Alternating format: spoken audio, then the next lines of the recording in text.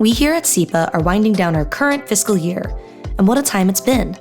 Our programs and staff have seen such exponential growth thanks to contributions made by incredible donors like you.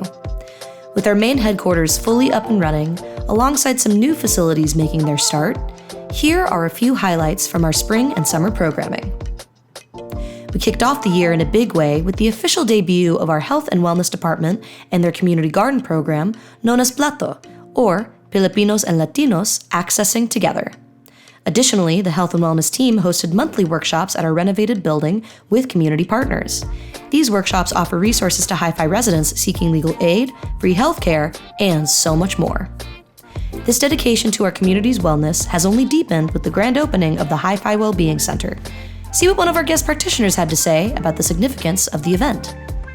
Our community tends to get underserved with wellness and having access. And so I love the idea of being able to bring in folks who may not have this access or may think that it's for privileged people or that it's going to cost expensive.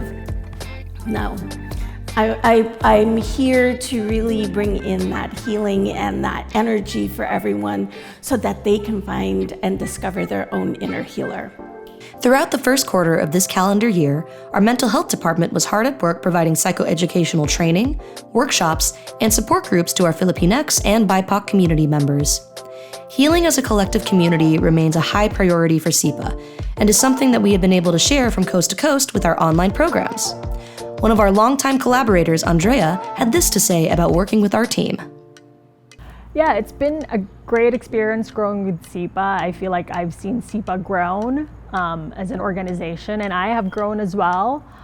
So I started with Mag-Usap Monday, just starting this workshop with them, and then it's been 3 years. I feel like I've been more comfortable providing workshop in the community and also networking, getting to know other professionals in the community and also talking to community members, just really kind of learning more about their own experiences, which helps me in my practice as well. And finally, our youth programs department shined in multiple arenas this year. From after-school programming to youth leadership development, our team was honored to serve the next generation of community leaders, especially during our AAPI Youth Solidarity Conference back in April. This completely youth-led conference facilitated important discussions about advocacy, allyship, and celebrated the multifaceted diaspora of the AAPI community.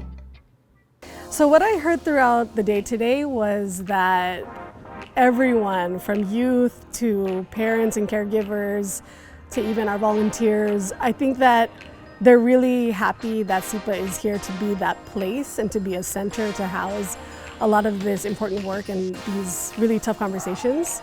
And it's actually a place to help us come together and organize around some of these issues. So I think that this is only going to grow. I think we will take lead from our young people. So whatever they tell us, we'll be here ready to uplift what it is that they need and to help develop their leadership so that they can be the next generation to lead this work forward. Speaking of letting the youth take the lead, here is what some of our spring and summer interns had to say about working with SIPA. I think it's kind of hard to find internships that are more like directly correlated to mental health. So I think that was a pretty good opportunity for me. Around this time, a lot of students are worrying about graduating or their potential career pathways in their future.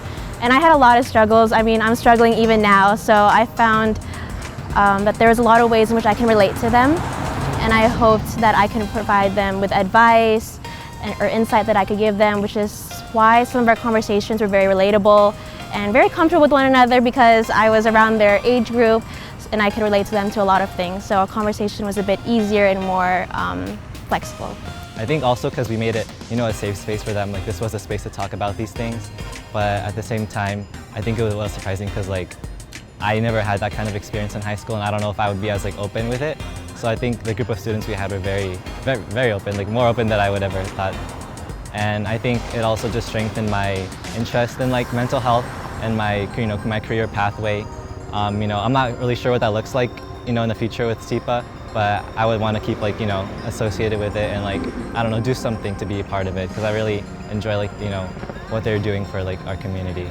I think it's really cool to see how a community agency provides services with a cultural component to it.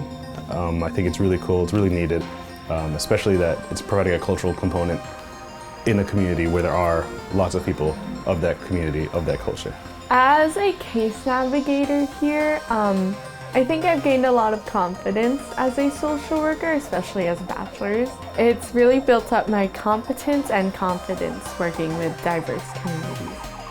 Even with the experience that I gained from being able to collaborate with people, I think it's also fulfilling to be able to share what kind of lived experience I have and how this can also help other mental health therapists and other people who might not have the same cultural competency that I have, because I did grow up in the Philippines, and so I have that experience of kind of relating to my clients who all happen to be Filipinos, and some of them even growing up in the Philippines. And so I think providing insight, being able to even understand certain values and ideologies that can sometimes only be described in Tagalog or Filipino. And so I think because of this, I have become more enthusiastic about like talking to people and like hearing their input, like I said, and just, you know, being an all-around person who collaborates and works with other people. So.